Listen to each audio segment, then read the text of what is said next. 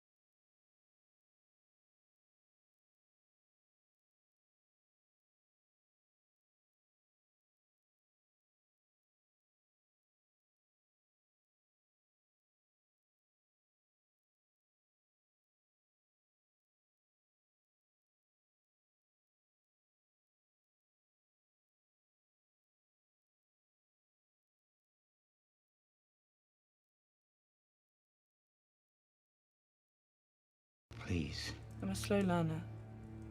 It's true. But I learn. Give me She's not a master schemer like Tyrion or Tywin or Littlefinger, but by the end of the show, she's able to take what she's learned from people like this and apply it to her life. So we'll leave her at a 9. A little slow, but not special ed. Talking about learning from experiences and listening to people like Littlefinger, let's move on to wisdom. She's wise enough to know that she has a lot to learn, and is wise enough to know that she can learn from people like Littlefinger and Tyrion and Tywin and Cersei. But she shouldn't necessarily trust any of these people. So that's pretty average considering she's a teenager. Okay, now we're down to our last section, charisma. And, once again, Sansa has a level of charisma that's very high on the show. She uses her beauty and charm and sad tears and sex appeal and blah blah blah, whatever Cersei told her, to charm people into helping her. And she builds her way back up from nothing. And the people who do help her don't always have a reason to. Let's look at who helps her first, the Hound. This is a man who's been burned, by society. He's essentially given up on life and relegated to living the role of quote-unquote monstrous Clegane. He's a miserable, mean old drunk with a penchant for violence. And he's really only interested in self-preservation, except with this connection he makes with Arya later on, and then somehow he feels a sense of duty to that. But Rory McCann really tries to bring Book Sandor to the screen, even though those show writers did everything they could to make him a meme. So we see on the show that Sandor has no reason to help or take any interest in Sansa. He's quote-unquote Joffrey's dog. But he does. He becomes almost obsessed. Or at least he does in the books. In the show, they really tone down the whole Sand thing, which is probably for the best because even though they aged Sansa up a couple of years, they aged the Hound up about 20. So the teenager, early 20s relationship, which was already creepy to begin with, would become much, much creepier had it gone the way that it does in the books. But he does repeatedly run into her during their time in King's Landing, and he lies to her for Joffrey lies for her to Joffrey at the tournament. He covers for her when he finds her wandering around when she should be in her room. And he gives her advice on how best to survive in King's Landing, even though it's not necessarily what she wants to hear. He even risks his own life to speak out against the king, publicly, in court during one of Sansa's beatings. And now, it's likely that nothing happened to him because Tyrion comes in and the queen finds out and everyone's really pissed. But had that not happened, he could have been given the death penalty. And he gets nothing from this. Sansa's not paying him. She's not sleeping with him. Ew. And he more than once risks losing his livelihood for her. Why? Why does he feel drawn to her? And he's not the only one. And we see that almost immediately upon her arrival in King's Landing, she becomes noticed by Littlefinger. Now, we don't get this creepy exchange that we get in the books when she basically first arrives at the tournament, but Littlefinger does make himself known to her and feels the need to, chat her up at the King's Hand tournament, but luckily her dad's right there, giving him, dagger eyes. But we also see Littlefinger make several not so solely self-serving moves to help Sansa during her stay in King's Landing. And we also see his plot to remove her and hide her in the Vale does, for the most part, seem really to be only of benefit to him. Whereas in the difference between what his motives are in the books and the show, we see that in the show he just outright admits to being in love with Sansa and his dream of sitting on the Iron Throne with her by his side. Which is weird, because love at first sight to a 13-year-old is so wrong. Even for a creepy brothel owner. We also see Sansa's charm endear many people to her throughout her story, most of them men. Bronze Yohn Royce is loyal to her as the niece of Lysa Arryn, but then continues his loyalty and comes to fight in Winterfell for her more than once. Or, well, rather, he stays to keep fighting. He turns his back on the acting protector of the Vale, Littlefinger, at his trial for Sansa. When Jon is elected, or selected, I don't think you get elected to be king, unless you're the Pope, That's the only democratic monarchy that I can think of that exists. Anyways, when Jon selected king in the north, he speaks out against Jon's policies when Sansa voices dissenting opinion. While she's described as beautiful and she's repeatedly fantasizes about her life being a song, and it's important to remember that she is super young, a child for most of the series, barely an adult at the end of it. These are grown-ass men falling head over heels and doing favors, sometimes life-threatening favors in the case of Dantos, Littlefinger, and the Hound, for a child. She uses her lady's charm to bring herself from POW in the most hostile place in Westeros with the most volatile family in Westeros to Queen of the Dorks, that's me, to Queen in the North. And she did it without dragons. I'll get that arrow, pretty boy, and I'll do it with my shirt on. So we'll give her a 15 for charisma. And just want to pop back in here for a second so I can use my own charm and beauty to convince you to join our Patreon family. Patrons are who keep this channel alive. If you want to support this channel, check out the link in the section down below. Our patrons get exclusive content, which includes things like access to our Discord server, and things like being able to answer the polls which chose the character for this video. Our patrons also get early access to content, so you get to see our wonderful geekiness before anyone else. And for more information on that, again, check out our patron page in the description section down below. Now, looking at things like armor, class, and initiative, and speed, they're not particularly important per se, but we're going to go ahead and fill them in anyway.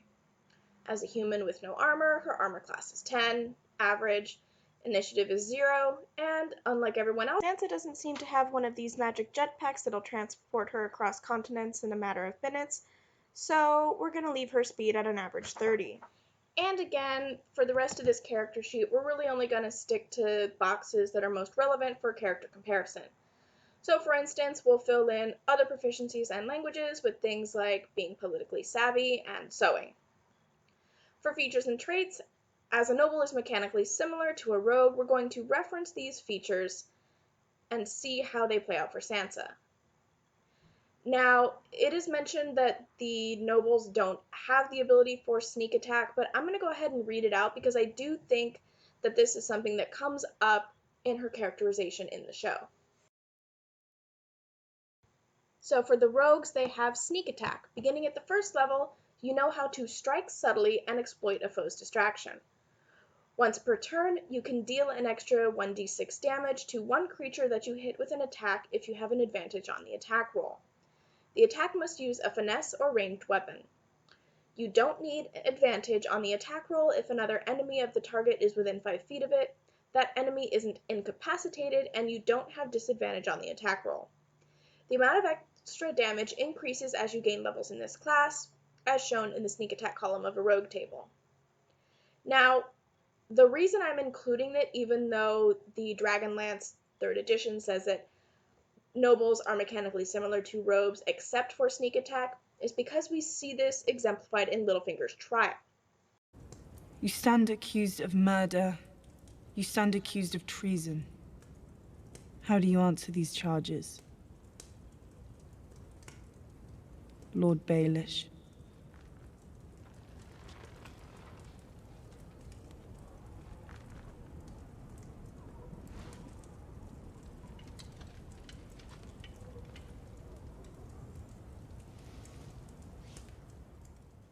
Sansa exploits his distraction where he's trying to turn Sansa and Arya against each other, and then allows himself to be caught in a situation he can't escape from.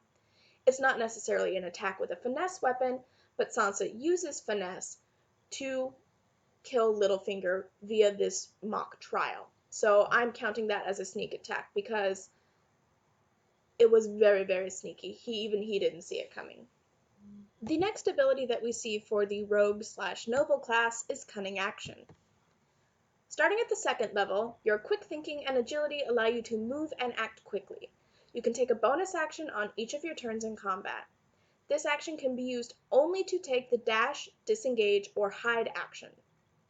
With Sansa, she learns the skill rather quickly and uses it repeatedly with Joffrey in King's Landing. Two notable cases are when she saves Ser Dantos at the tournament, and the Hound backs her up.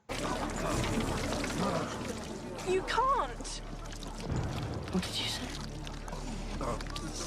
Did you say I can't?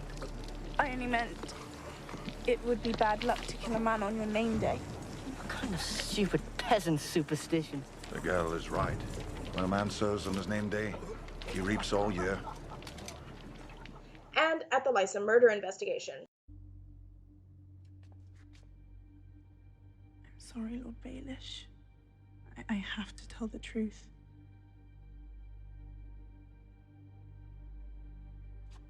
I'll tell you everything. Please, Elaine, leave nothing out. My name's not Elaine. It's Sansa Stark, eldest daughter of Lord Eddard Stark. Lord Royce, we met when you came to Winterfell. You were escorting your son Sir Waymar to the wall. Sansa Stark? You tell lies right to my face, you little worm. Lord Baelish has told many lies. All to protect me. Since my father was executed, I have been a hostage in King's Landing. A plaything for Joffrey to torture or Queen Cersei to torment. They beat me, they humiliated me, they married me to the imp. I had no friends in King's Landing. Except one.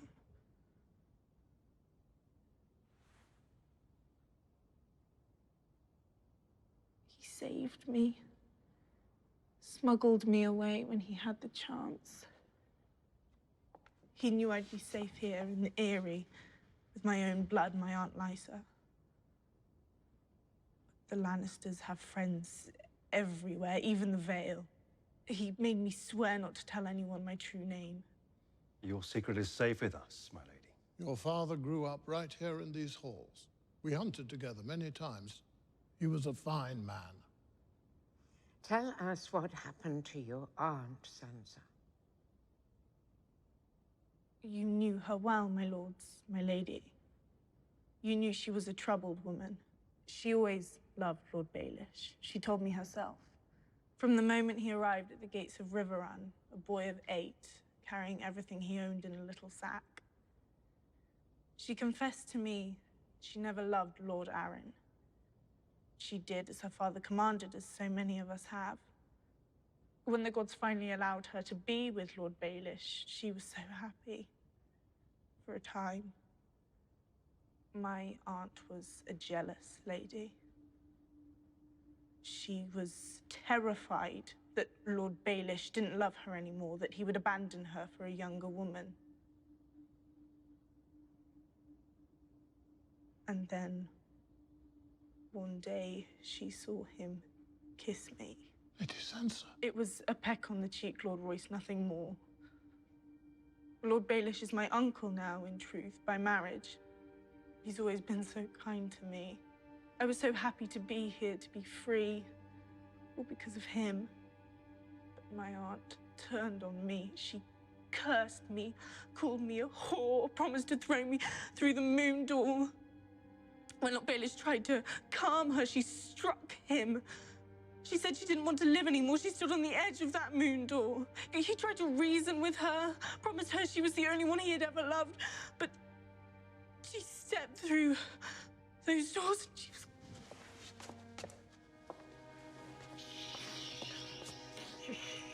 It's not your fault, sweet girl.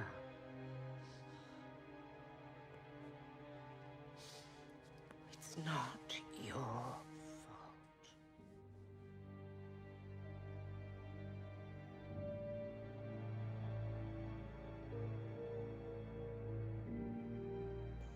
She disengages the Vale's suspicion in Littlefinger by lying and surprising everyone. And with Joffrey, she again disengages a rather hostile situation and saves Ser Dantos' life. Our next skill we see for a rogue/noble is reliable talent. By the 11th level, you've refined your chosen skills until they approach perfection. Whenever you make an ability check that lets you add your proficiency bonus, You can treat a d20 roll of 9 or lower as a 10. So we see this not so much in any single action, but we do see her skills as an effective leader come to fruition the longer she's in Winterfell. She's established herself and is acknowledged for her skills, to the point where people start to prefer her to Jon and eventually select her as their queen. Alright, and now let's go ahead and look at her personality traits and see how these D&D breakdowns reflect on her character. So, one way we could describe Sansa is that she is cautious. A player who is cautious is always taking steps to make sure they are safe in combat. Cautious and cowardice can be mutually exclusive or come hand in hand depending on the character. Someone who is cautious may use different strategies to get out in the safest way possible, but may be weak to fear attacks. If you need a character who can solve problems in the most peaceful way possible, however, a cautious person is the way to go. We see this in her careful navigation of King's Landing court life as a hostage, how she handled her incognito status in the Vale, how she handled Littlefinger, Ramsay, and the delicate political climate in Winterfell after Jon left. And, like most of our characters we're going to cover in this series, Sansa is distinctive. This is when someone has a physical trait that sets them apart. So for Sansa, that's going to be her Tully looks, which are her red hair, her blue eyes, and her height, which give her away instantly. The next characteristic we see for Sansa is that she's polite. A character who is polite will try to be as well-spoken as possible, even if they don't like the person they're speaking to. They can be genuinely polite, or they may be using politeness to their advantage. And no matter what happens to her, Sansa always remembers her lady's courtesy. Even in her little back and forths with people like Tyrion, Ramsay, and Daenerys, she always makes sure to extend the professional courtesies when they are required. Her ideals, we're going to keep this simple. Show Sansa her ideals are home and family. She wants to protect her father and save him in King's Landing. In the Vale, she's initially happy to be with family and laments about never being able to turn to Winterfell. Once she retakes Winterfell, though, she and Arya focus on the importance of the Stark family and how to protect themselves and their home in the upcoming winter. For bonds, these are going to be people that she has relationships in the show, and that would be people like her siblings, Littlefinger, maybe Bronzion Royce, and the Hound more or less. And of course, her biggest flaw is going to be that she... Please. I'm a slow learner. It's true. But I learn. Give me Well, here you have it. Here is what the HBO rendition of Sansa Stark looks like spelled out on paper. And here's how they compare side by side. Thanks for sticking around to see how our little bird turned out. Be sure to hit like and subscribe and ring that notification bell, and stay tuned to see who will cover it next on this series. Alrighty, my lovelies, that's all the time we have for today. Be sure to hit like and subscribe if you like this video. Ring that notification bell so you don't miss out on any of our delicious Geek Suite content. And if you want to support this channel and like the things that we do, be sure to check out our Patreon page. The link will be in the description section down below. Our Patreons get exclusive content and early access to videos, and depending on which tier you sign up for, you will get access to our Discord server. Alright, once again, my lovelies, it was wonderful to see you, and I will see you guys next time. Mwah.